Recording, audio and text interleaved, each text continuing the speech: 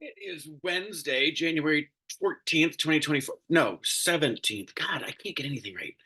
Um, and today on The View was Vice President Kamala Harris, who actually showed up in person at the table. Because I think the last time she was there, they had to do it. She had to be remote in the back of the studio because I think it was sunny and um, Anna tested positive for COVID in their morning tests. And I don't know, it was all a mess.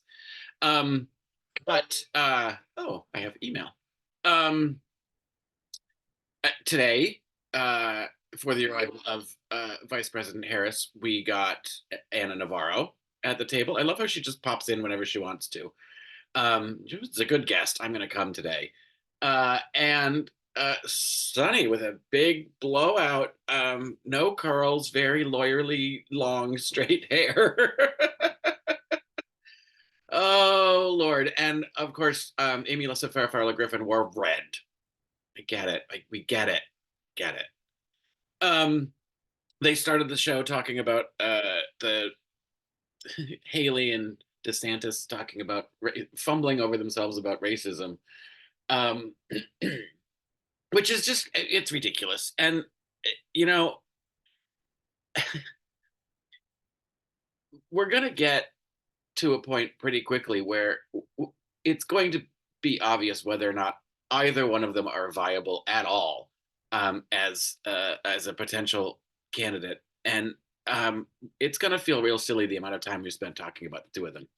But anyway, they both screwed up answers about whether or not the United States is racist or has been racist, and it was Sunny who actually answered the question appropriately. It's that you can't um, you can't say that there isn't a racist past because that's obvious, and then you can't say that there isn't racism that still exists based on all of the things that have happened up until now. That where there are still inequities and there are still prejudices around race, and one of them said it that nobody wants to talk about that.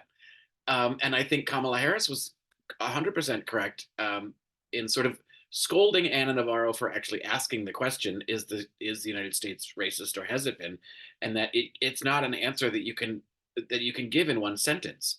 Um, and that was nice to have that she was allowed the time to sort of unravel the question um, because that is the answer. Um, but mostly, the vice president didn't say much. She really didn't answer a lot of questions straightforwardly.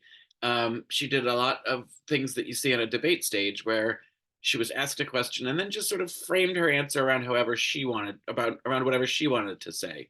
Talking about the Israel-Palestine war. Um, it, there was no I hear you. I love Gen Z. Um, but sort of a nuanced answer about being able to come to a two-state solution, which I don't even know if that's possible. But it's that is the seems to be the logical answer. I just don't know that it's going to be the feasible answer. Um, you know, she did a good job trying to tout what good things the Biden administration has done so far. Um, but their whole message about saving democracy, um, and in the way she sort of answered Sarah's question about, well, people are worried about the economy and the border, and Harris's answer was, you can't actually solve any of those issues or tackle any of them unless we actually keep our democracy intact, and the two are interwoven. So the number one priority is making sure that we have the ability to tackle those issues by saving our democracy, which I don't disagree. We fall into fascism under Trump 100%, but um, it also really means that there's a really low bar for them. They don't have to make any promises. They don't have to say what they're going to do or how they're going to do it, or really give any kind of policy indications by sticking to this idea that, well, it's either you want a fascist or you want to save democracy. Okay, so if we save democracy, there's still a whole bunch of stuff you have to do. Like that's the first step. And the thing is, you're trying to tell us, vote for us so that we save democracy. Okay, great. In return for us voting for you to save democracy, here's the things that we want you to fix. Um, and I think that that's we've got a long way to go until November, but you know, unless people are framing it to them that way, you know, unfortunately, um, I just don't feel like you can run this and feel like you can get off the hook. Especially young people want to know that you're going to be doing shit for them. Um, I know that you know young people get very disillusioned very quickly if they feel like they're not making any progress. People are really pissed off about um, you know the student debt cancellation that didn't go as far as they expected.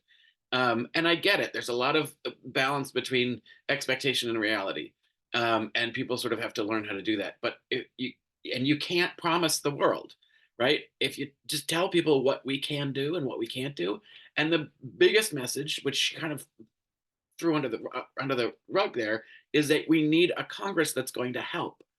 So it's Democrats all the way down the ticket, which is what Liz Cheney had said. And the other thing that I thought was a weird throwaway moment when she talked about the infrastructure bill and all the work that's being done, and Anna Navarro said, "Yeah, and all those people that voted against it are taking credit for it." And Harris's answer was, "Of course they are." But wait, of course they are isn't the right. It's true, but that needs to be called out. We need to be on the campaign trail saying, "Hey, you like this infrastructure bill? You know wherever you are in Kentucky, well, this guy voted against it. You wouldn't be getting any of this if he got his way, or this woman. Like, call it the fuck out." And maybe they are doing that in those places very specifically, but I certainly don't see that happening um, locally around me or discussed in any way on on a national stage. So that's it. You know, she did her thing, and it was it was standard political fare as far as I'm concerned. But boy, were those ladies happy to have a vice president sitting at the table with them.